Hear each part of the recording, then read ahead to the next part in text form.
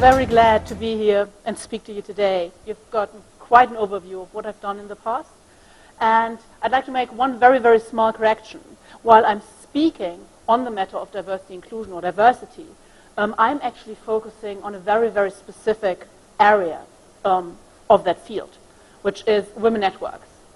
I've just conducted a research study together with a friend, Lisa Kaminski, on the role of women networks in supporting companies in advancing women within their organization. And this is actually the very, very first time that I'm sharing those research outcomes. We've only just finished. They're being launched today. I'm incredibly proud to be here today. And actually, I'm not going to stay for the full 3 days because I'm flying back tonight to Germany to attend 2 more conferences this week. But my flight's only leaving at 3 o'clock at night, so I'm planning for a very, very long evening. And if there's any questions at any time later over dinner, I'd very much appreciate them. A lot of what has been said in the earlier morning really reminded me of the way and the work that I've been doing at Philips and making sure that you really consistently drive diversity and inclusion as part of what you do as an organization. One instrument that a lot of companies rely on is actually women networks. And that's what I want to cover today. Agenda, relatively short.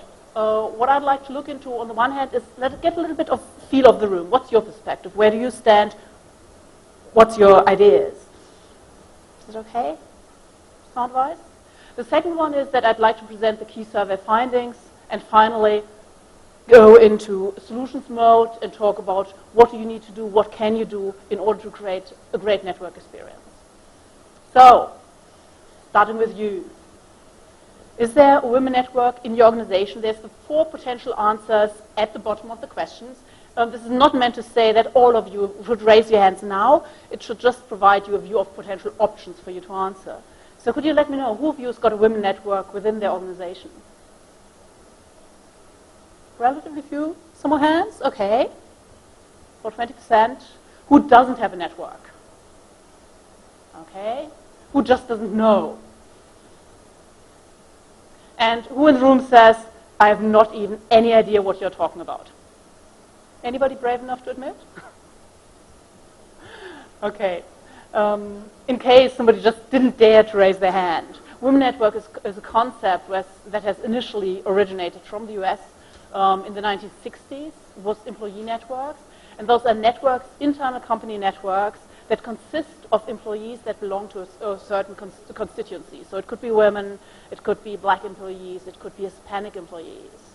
And they come together being asked to help the company address issues that are specific to their population and help to move companies forward. Next questions.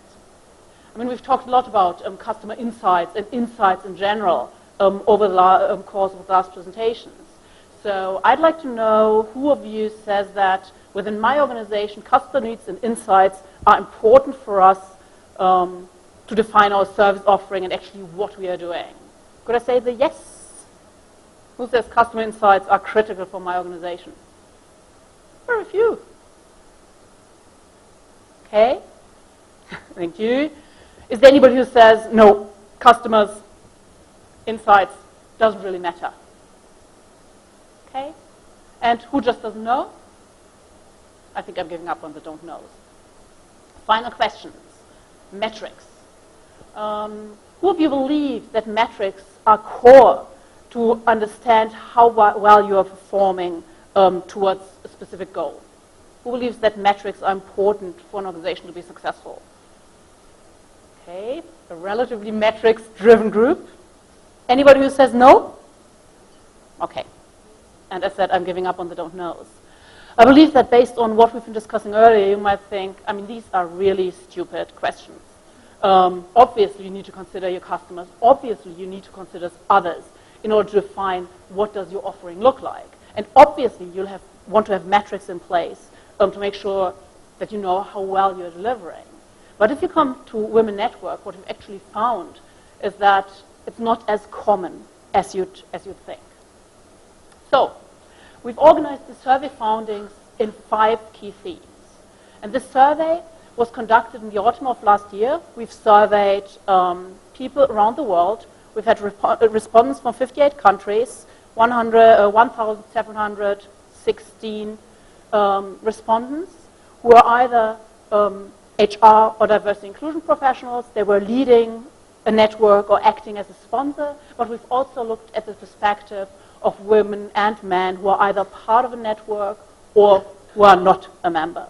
And yes, we actually also had 8% of men answering that survey, which was based on a comprehensive online questionnaire that was open last autumn. 5 key findings, I said. Number 1, what we found that generally organization and the leadership teams of networks have high ambitions of what the networks are supposed to achieve. They're supposed to develop company culture, provide learning and development programs for women, stop attrition, attract female talent, support the development, provide insights into the women's perspective to senior leadership teams. All of that is elements that 80 to 90% of respondents says, yes, this is important or very important for my network. And another third said, and additionally, they should be providing insights for product marketing and development. You think, it's quite an agenda, so you better make sure that people are sufficiently resourced. But what we actually found was that resources were not at all in line. Most of the networks didn't have any dedicated staff, dedicated support. 1 in 10 respondents said their companies has a dedicated role.